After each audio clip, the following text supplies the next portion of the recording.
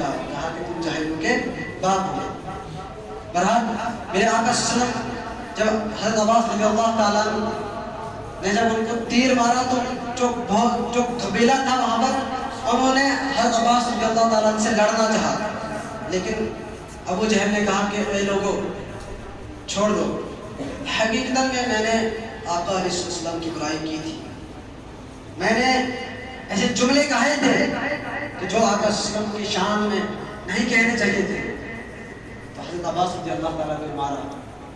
خون نکلا، پھر حضرت عباس رضی اللہ تعالیٰ کو بہت ظلم و شدت کیا گیا، بہت حضرت عباس رضی اللہ تعالیٰ کو پیٹا گیا، یعنی ظلم و شدت کیا گیا کہ تم آقا صلی اللہ علیہ وسلم کو مانتے ہو، تم اللہ کو ایک مانتے ہو، تم نبی کی شریعت، تم نے نبی کی شریعت مانی۔ مگر جو کافر تھے ان کا یہی مائنڈ اور یہی سینس بنا ہوا تھا، یہی دماغ بنا ہوا تھا کہ ہم آقا علیہ السلام کا دین پھیلنے نہیں دیں گے، ہم آقا علیہ السلام کو آقا علیہ السلام کی شریعت دنیا میں عام نہیں ہونے دیں گے، جو ہمارا دین ہے جس حال میں ہم رہتے ہیں اسی حال میں رہنا ہے۔ وہ یعنی وہ مایوس سمجھتے تھے، وہ کیا کرتے تھے، وہ اکڑتے تھے، جیسے شیطان وہاں پر اکڑا، اس نے توبہ نہیں کی، آدم نے کی، آدم کامیاب ہو گیا، آدم کامیاب ہو گیا، لیکن شیطان اکڑ گیا۔ اسی طرح یہاں پر کیا کرنے لگے کچھ کافر، یہ اکڑنے لگے، یہ نہیں ماننے لگے کہ ہم کیا بولتے ہیں کہ آقا علیہ السلام کو نبی مانیں گے، آقا علیہ السلام کی شریعت کو فالو کریں گے، ان کی دین پر چلیں گے، اللہ تعالیٰ کا قرآن مانیں گے، جو اللہ فرماتا ہے اس پر ہم عمل کریں گے۔ یہ کافر نہیں ماننے لگے، کافروں نے بہت سازشیں کی، اتنا پریشان کیا، صرف آقا علیہ السلام کو پریشان نہیں کیا، جتنے بھی جملہ یعنی صحابہ ہے، ہر ایک صحابی کو پریشان کیا، ہر ایک صحابی کو پریشان کیا، مطلب جو اس ٹائم جو صحابہ تھے ان کو پریشان کیا۔ پھر جو بچے صحابی تھے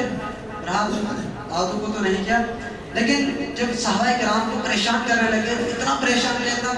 کہ میرے آقا صلی اللہ علیہ وسلم کو مکہ مکرمہ چھوڑنا پڑا۔ اب کیوں چھوڑنا پڑا میرے آقا صلی اللہ علیہ وسلم کو مکہ مکرمہ؟ کیونکہ میرے آقا صلی اللہ علیہ وسلم دین کی تبلیغ کرنے لگے، میرے آقا یہی کہنے لگے کہ اللہ کو ایک مانو، اللہ کو حاضر مانو، اللہ کی عبادت کرو، آپ جوا شراب یہ جو بدکاریاں ہیں ان کو چھوڑ دو، لیکن کافر نہیں ماننے لگے۔ اتنا مجبور کیا میرے آقا صلی اللہ علیہ وسلم کو ہجرت کرنی پڑی، اور آپ نے فرمایا اے میرے محبوب اب تمہیں ہجرت کرنی ہے۔ ہجرت کیوں کرنی ہے؟ کیا ماجرا ہجرت کرنے کا؟ مکہ مکرمہ سے مدینہ جانا ہے، کیوں جانا ہے؟ وجہ رہی گی تبھی تو جائیں گے نا، ایسے تو کوئی نہیں جائے گا۔ بہرحال ابو جہل نے کیا کیا کہ ابو جہل نے ایک تجویز دی، منصور بن اقرمہ کو بلایا، کہا کہ کون ایک معاہدہ لکھے گا اور نبی کریم صلی اللہ علیہ وسلم کو بائیکاٹ کر دے گا، کون کرے گا؟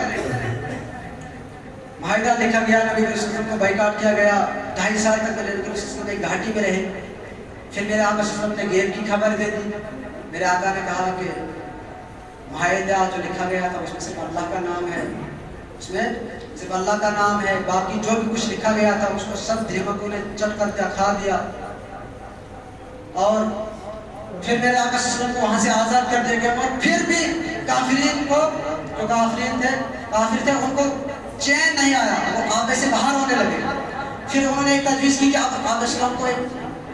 قتل کر دیا جائے، نعوذ باللہ۔ تو انہوں نے قریش کے نوجوانوں کو بلایا۔ قریشیوں کا لقب اس لیے پڑا تھا کہ سمندر میں ایک جانور ہوتا ہے جو بہت طاقتور ہوتا ہے، اس کا نام قریش ہے،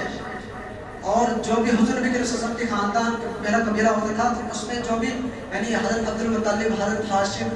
حضرت جتنے بھی نبی کریم صلی اللہ علیہ وسلم کے حضرت عدنان سے جتنے بھی آگے میرے نبی صلی اللہ علیہ وسلم کی پوچھ تھی اور نبی کریم صلی اللہ علیہ وسلم کے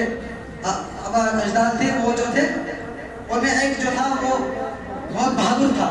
اسی لیے ان کو قریش لقب دیا گیا تھا۔ وہاں میرے آقا صلی اللہ علیہ وسلم مدینہ منورہ گئے، مدینہ منورہ میں انہوں نے خطاب کیا، مدینہ منورہ میں انہوں نے اللہ تبارک و تعالیٰ کا دین پھیلایا۔ لقد کان لکم فی رسول اللہ اسوۃ حسنہ کا پیغام دیا، اور صحابہ کرام نے اس پر عمل کیا، اور صحابہ کرام پوری دنیا میں کامیاب ہو گئے۔ اور آج